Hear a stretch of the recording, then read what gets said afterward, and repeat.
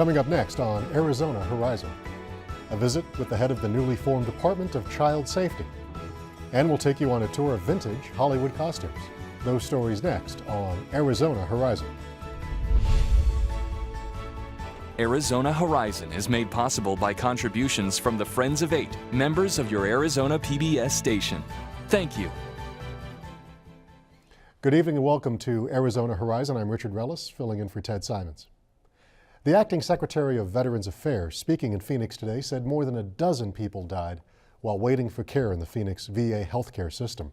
Sloan Gibson spoke from the Carl T. Hayden Medical Center in Phoenix, where a whistleblower alleged that up to 40 people had died. However, Gibson said a review of 1,700 cases showed 18 died while waiting for appointments. He says if it's shown the deaths are tied to secret waiting lists, any employees involved will be disciplined. He also promised the release of more detailed information Monday from a field audit and a release of data on wait times at VA facilities nationwide.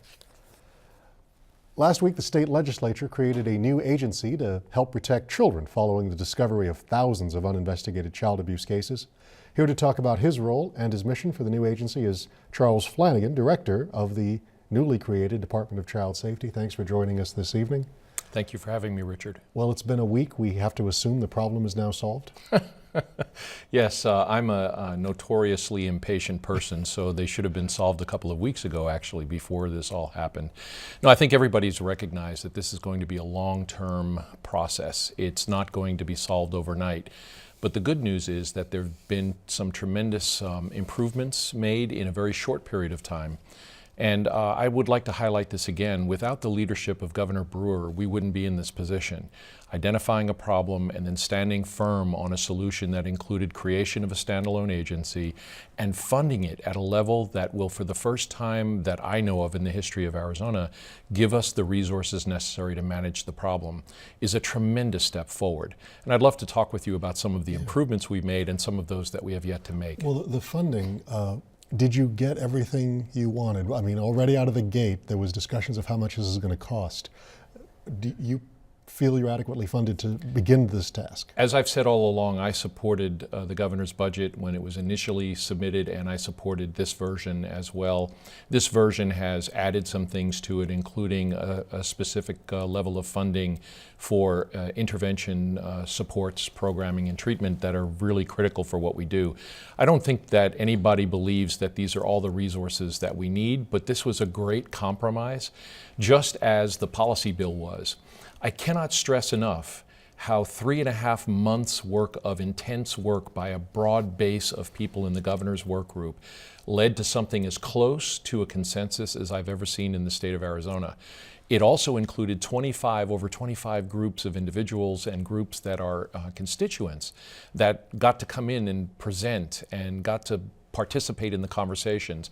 And so we heard those voices and contributed something that I think is going to stand Arizona in good stead in the future, because it gives us a very solid foundation. It for the first time codifies that prevention is an important strategy that we must implement in order to, and it's quite frankly the most cost-effective way of dealing with this, that we are intended to intervene as early and quickly as we can in those cases that have high needs and low risks so that we can ameliorate those problems and prevent worse outcomes. It identifies the level of staffing and the purpose of the agency in a way that has not been identified before. And I think this will all help us to create a true foundation for an agency of which we can be proud.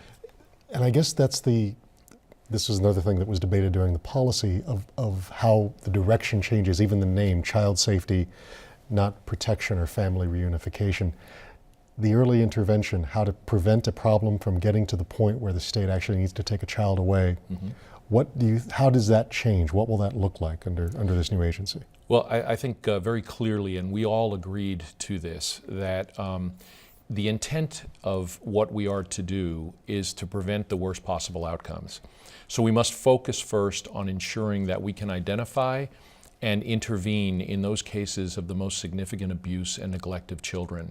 We're talking, the worst outcome, let's be frank, would be death. Death, yeah. Serious injury that will affect that child for the rest of their life, emotional trauma that will affect children through the rest of their life. And consequently, everything we do has an impact on these children and these families. So the goal is to prevent whenever we can, to intervene in such a way so that we can preserve families and provide them the supports and the supervision necessary for them to become loving and safe families for those children. Because preservation of those families is always in the best interest of the child when the most serious abuse and neglect is not present. And the risk to the child is not that significant. And then if we do intervene, we are going to try to reunify families in those cases where reunification is possible. But the first priority of everything we do is the safety of the children with whom we interact. That safety is a full spectrum. What was the difference before? Because reunification was also a key part before, and protection was also a key part before. Is it just a subtle shift in priorities? No, actually, Richard, it's not a subtle shift at all. It's a very clear and distinct shift that now we're focused on the safety of the children first and foremost. There was a time in the United States, and there is still present in other states, a push for reunification at all costs. That cannot be what Arizona does. We can put the child back and work on getting the family whole again, or creating a safe environment. Exactly. So imagine an environment in which you have a meth-addicted mother who manages to do everything right, and we are able to reunify the family. Up until now, we have had to stop our involvement with that family once the investigation is concluded and the actions have been taken to reunify. We then step away. Guess what happens? All the same pressures exist, all the same problems exist, and if she relapses, and if that becomes a problem again, and that's what we see typically in the most egregious cases, is harm after harm after harm, and leading ultimately to death. So now our focus is going to be on reunification, but only if the child's safety is not placed at risk by that reunification. And then after reunification, because child safety is paramount, you can still have a open case until you're Exactly. satisfied. We're going to remain engaged to the best of our ability as long as we can to provide the supports and the supervision that are necessary for those riskiest environments to be successful. And then also for those children that we cannot reunify with families for one reason or another, we must work towards permanency much quicker. And frankly, I've said this many times, and I just said it this morning to a group of faith-based community leaders that I've spoken with, was blessed to be invited to speak with them. The state cannot do everything. There's no way that we can do that. Right. The only way we will succeed is in partnership with those in the community, like the faith-based community, like service providers, like community organizations, like activist organizations, like child advocacy organizations. And our intent is to become much more inclusive than we've ever been before. And now that is a clear policy shift. We are going to be open and transparent and accountable, starting with me. We are going to ensure that we are partners with people in the community in a way that has not happened before. One of the messages I sent out to our employees recently was, stop considering foster and adoptive parents as a resource to be used. Instead, view them as honored colleagues that we have to give information to help make them successful and support them in such a way so they can become successful. Don't try to sell them a used car and pressure them into taking a child. The pressures are great on all of us. Let's work together so that that placement sticks and the child is in the safest and best environment for them. When you mention transparency and accountability, it has been viewed before as a secret agency, and my colleague Lori Roberts at the Arizona Republic has talked about it being this veiled curtain. Has that secrecy, well, let's deal with the media first. How are you going to change the way reports are given to the public? Well, first of all, I've made myself available to the media, and I've made myself available for many contacts and calls, including problems that have been referred to me by the media so that I can follow up on this, absent any story that might be done. Secondly, and I think this is most important, we are challenging the very, very conservative and restrictive assessment of CAPTA, which is the federal act that protects the privacy of the children and the families that we deal with. And we have been able to win little victories by providing information quicker. For example, we were actually told, given advice, no, you cannot respond and confirm or deny something based on a television interview with a chief of police that has said that CPS has been involved and children have been removed until it's put in writing. Really, in this day and age? No, we responded immediately. As Bill Montgomery graciously identified, with the death of a child, we published information about that death much sooner than was ever the case before, because we challenged the belief that we had to wait for the medical examiner's report to come out when we knew arrests had been affected, and this clearly was a death due to neglect and abuse. Yeah. So as a consequence, I think what's happening is people are beginning to trust more that we will share everything we can. And let me also say, we're going to be sharing the good stories of what our people do. We just had an email that I got to see from one of our program managers in the northern region about how the community came together to help a very large family from whom we had to remove a very significant number of children. And as a result of removing them, our fear was we'd have to split the children up, move them to Phoenix, do whatever we had to do. And instead, the community came together. We were able to keep the children together, come up with a resolution for those children that was most ideal. And I applaud our staff for doing that, because their heart is there. We just need a resource to work with that will help us. I mean, it's a tough job, and the staff seems to have gone through a lot. Also, politically, culturally, if you've been in the state a while, you've seen a shift over from the political winds of we need to protect the children, we need to reunify families, the government shouldn't be in our homes taking our children away. How does this survive that shift? What happens after Governor Brewer is out of office? What happens after, a long time from now when you are removed from your directorship? How do you set a course that stays final? So Richard, I didn't bring my crystal ball, so I don't know what's going to happen. And from your lips to God's ear, if I can stay in this position long enough to affect those changes that I think will stand us in good stead into the future. Well, I guess part of it is the public part of it. You have to sort of beat the drum to say this is the course, and this is the course that is producing the great results. To convince us that this is what we need to do. You're exactly right. So here's the message. The message is we really do know what works, more or less. We have a lot of things we can do to make the system better, and Arizona will be a leader that people look to in a good way instead of a bad way when it comes to child welfare in the future. But here's what we know works. Prevention works. It's the fiscally conservative method, providing some supports and supervision, family education, parenting education, childcare, any of those things that help people that are in distress and struggling, keep the family together and be able to survive in a way that helps them. That prevents a worse outcome later. Secondly, early intervention with supports and services and supervision, because we've not been able to intervene because we just didn't have the capacity. Now we have the capacity, and if I prove true to my word, we'll hire every position by October, and we will train them and field them much sooner than we've ever been able to do before, and that's a monumental task. And by doing that, we prevent worse outcomes. By removing fewer children based upon an objective risk and need assessment, not a gut feeling, not somebody being pressured to think, oh, I have to remove because what happens if something bad occurs? Right, but if it gets public. Yeah. Exactly. Let's not do that. Let's be honest about our failures. Let's be honest about our successes. Let's make sure that we tell the whole story, and the whole story, to the best of our ability, is going to be limited because we do have to protect the confidentiality of the children and the families. But even so, we know that these interventions will work. And then we have so many checks and balances, both internally and externally, that will keep a very close eye on what's happening. Someone has told me this is the most thankless job in the world. I've seen a newspaper article to that effect. But you know what?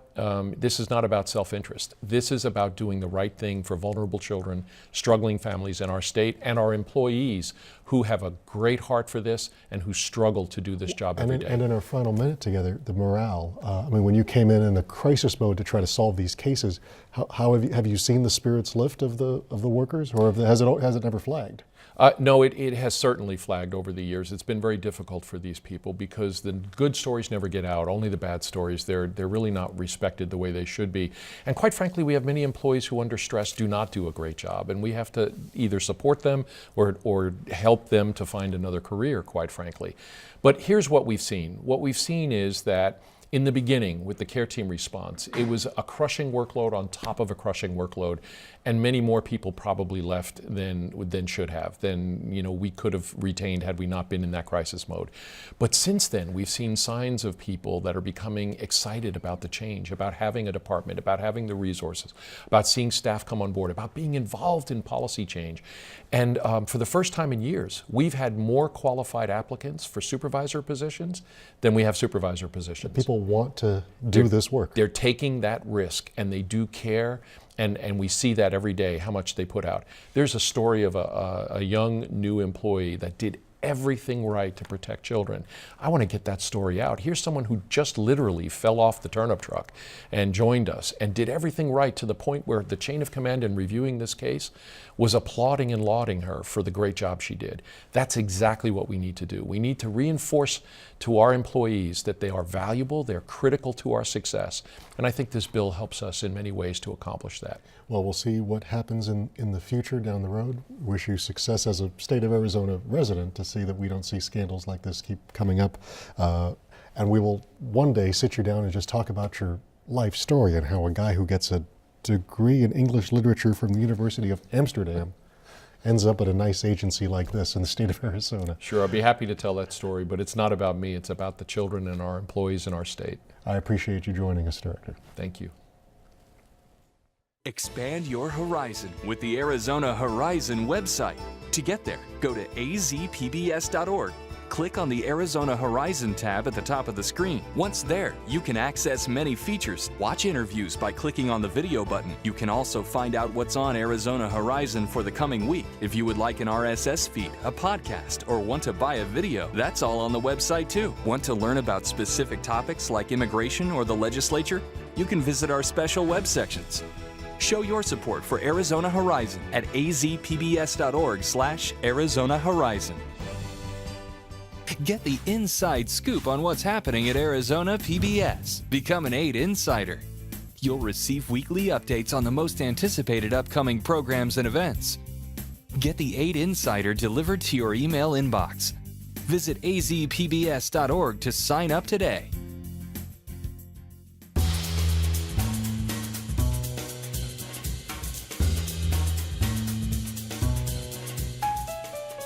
In tonight's Art Beat segment, a taste of Hollywood comes to the Phoenix Art Museum. Producer Christina Estes and photographer Juan Magana take us inside this unique exhibit. It's the only West Coast showing of Hollywood costume. A velvet robe and 20-foot-high red curtain lead visitors through a hallway and into a world of make-believe.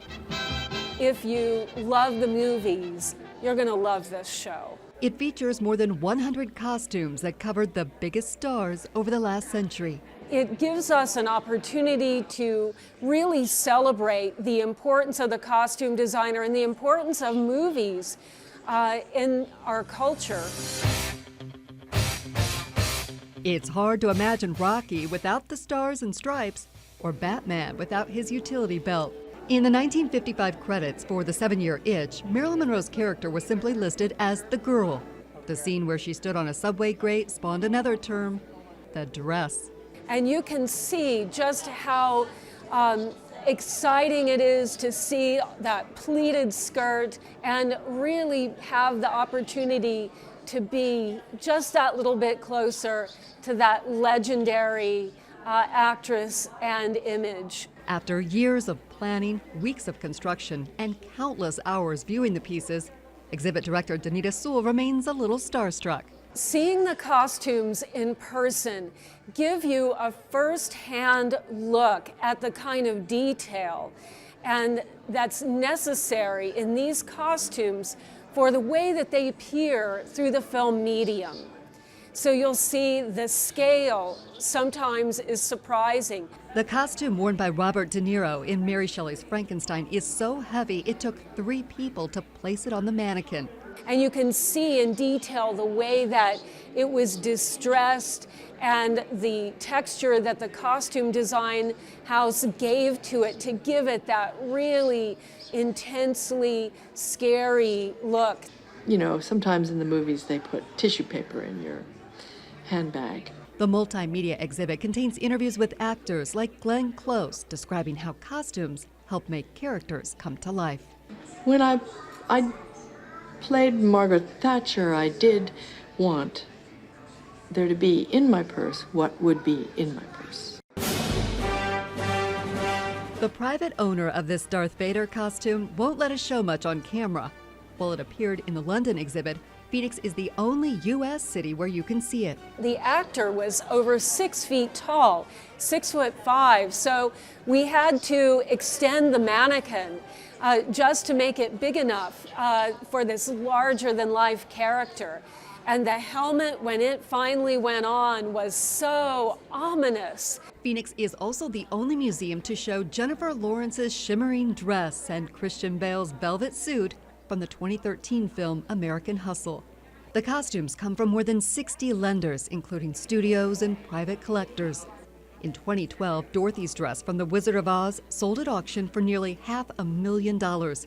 Pretty pricey for such a simple garment. Adrian, the great costume designer at MGM when that movie was made, used authentic techniques that someone in the middle of Kansas in the Depression era, when they're portraying this character, would have used. So it's a very humble cloth and it's very humbly sewn. Dorothy's ruby red slippers, which helped her return home, signal the end of the Hollywood costume journey. After showing in London, Melbourne, Australia, and Richmond, Virginia, Phoenix is the fourth and final stop. When the curtain closes on this exhibit, one of the largest collections of iconic costumes will come to an end. The costume exhibit runs through July 6th. You can find more information at phxart.org. Friday on Arizona Horizon, it's the Journalist Roundtable. The Secretary of Veterans Affairs visits Phoenix and says 18 veterans died waiting for medical care in Phoenix, and the latest on the new Department of Child Safety. Those stories and more Friday on the Journalist Roundtable. I'm Richard Rellis. Thanks for joining us tonight. Have a great evening.